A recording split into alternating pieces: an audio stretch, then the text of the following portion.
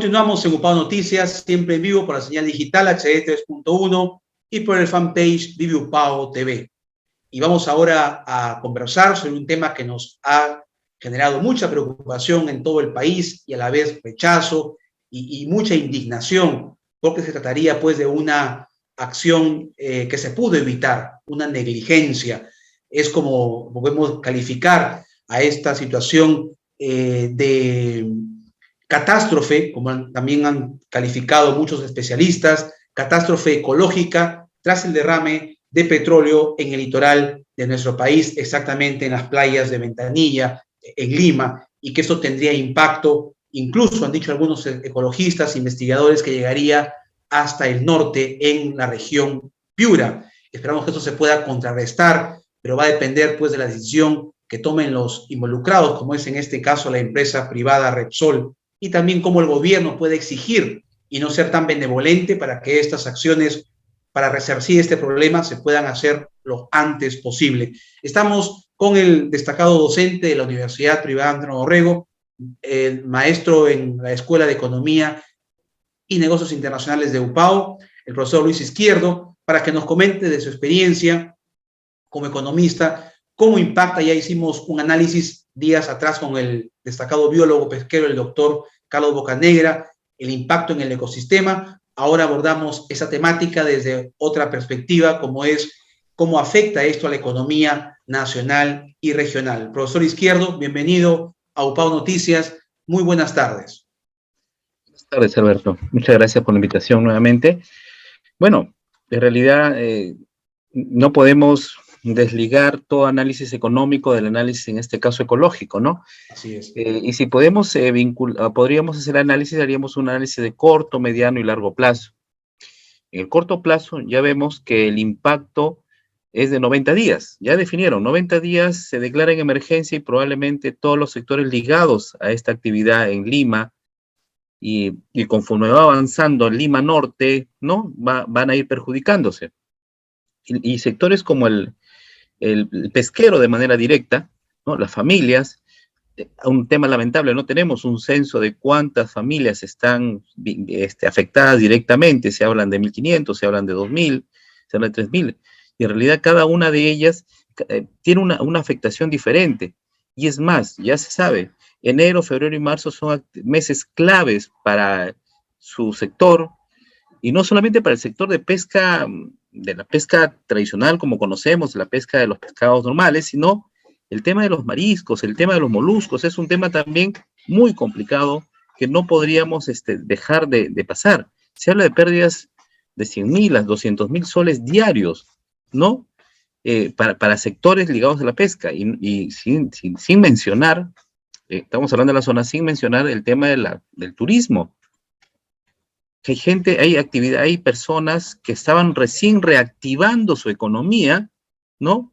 Post pandemia, y miren cómo estaban esperando este verano para poder sacar sus negocios de venta de alimentos, venta de servicios turísticos ligados a la playa, y todo eso se está parando. ¿Por qué? Porque hubo un desinterés por parte de esta empresa, porque ha sido un desinterés para buscar solucionarlo en el corto plazo. Y lo preocupante es que esta zona es muy rica en cuanto a moluscos y mariscos y este tipo de flora y fauna se altera totalmente. Se altera totalmente. Eso es en el corto plazo. En el mediano plazo, pues se habla de que 1 año o 2 años, que pues vamos a tener efectos así, en el recojo de estos sedimentos. Y el largo plazo es que lamentablemente no todo se puede recoger y se va a reconfigurar totalmente nuestra flora y fauna marina.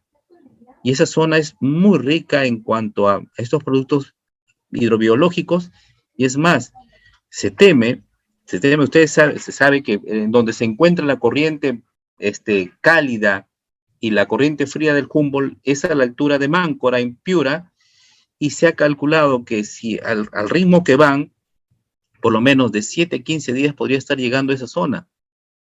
Y entonces, y es la zona sería más muy rica. Lamentable eso, lo cual sería muy, muy lamentable, ¿no? Entonces, miren el efecto que va teniendo en esta zona, y va a ir pasando por por Chimbote, que es nuevamente zona muy rica en cuanto a la anchoveta y que es muy sensible y que estamos en un proceso de estar recuperando nuestra producción. Entonces, miren todo el impacto que viene Así teniendo, es. ¿no? Y eso le iba a preguntar ahora, permítame, ya hicimos un análisis que usted muy bien lo ha planteado a nivel nacional, pero a nivel internacional.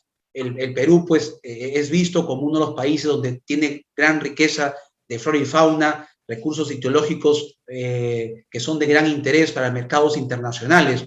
¿Cómo también esto puede afectar la exportación de estos recursos marítimos que tenemos en nuestro país, sobre todo analizando las economías extranjeras? ¿Cómo impacta esto también, este fenómeno, en ese contexto, profesor Izquierdo?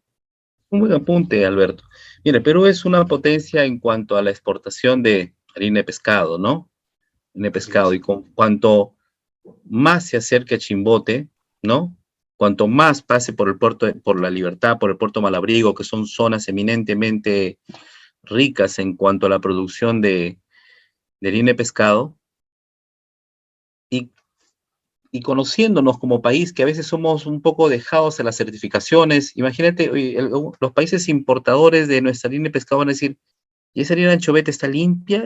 ¿O está también con sedimentos o restos de petróleo? Y puede eso afectar, esperemos que no sea así, podría afectar a nuestro proceso de exportación, ¿no?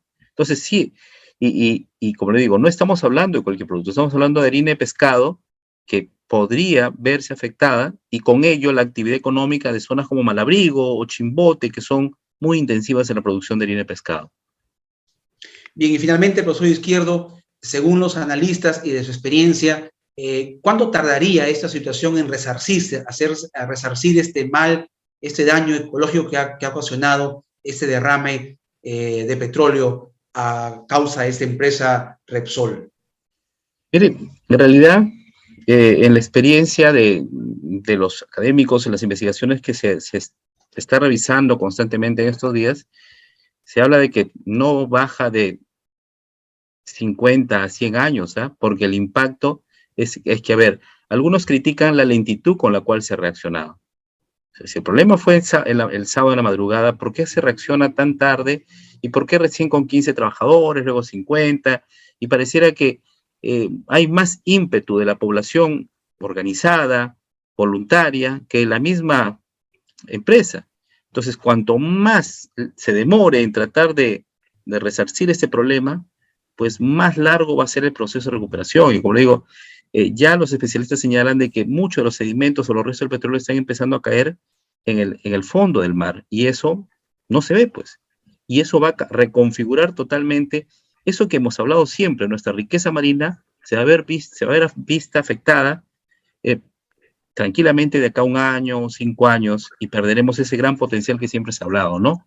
Eso, esperemos que no llegue más arriba, más allá, más al norte, pero siempre se ha rescatado de nosotros esa riqueza ictiológica que nos ha hecho conocidos en el mundo. Bien, hemos llegado a la parte final. Agradecemos al profesor Luis Izquierdo por compartir su experiencia en UPAO Noticias en un tema tan importante como el que hemos abordado. Señores, no bajemos la guardia, sigamos cuidándonos, doble mascarilla, distancia física, higiene de manos, que es muy importante. Y el miércoles 26 llevemos a nuestros hijos del grupo de 10 a 11, seamos responsables, sin amanecernos, sin formar filas.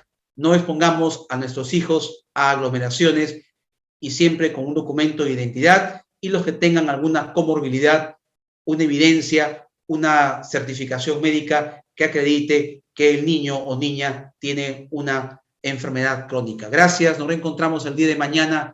Muy buenas tardes.